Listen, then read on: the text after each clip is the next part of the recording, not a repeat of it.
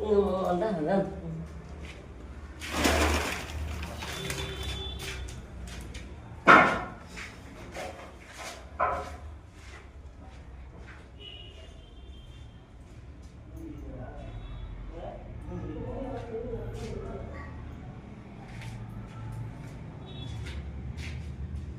Okay.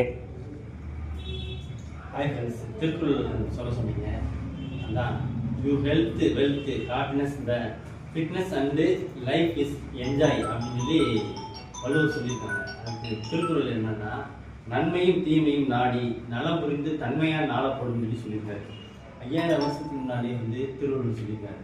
அதாவது நன்மை தீமையை நம்ம பிரித்து பார்த்து ஆராய்ச்சி பண்ணி எது நல்லதோ அதை மட்டும் நம்ம எடுக்கணும். கெட்டது நமக்கு வேணாம், நம்மளுடைய நண்பருக்கு வேணாம். எல்லாத்துக்கும் நம்ம நன்மை விரும்புவோம். நன்மை விரும்பும்போது ஆண்டவன் நம்ம எல்லாத்துக்கும் நன்மை தான் கொடுக்குறாங்க.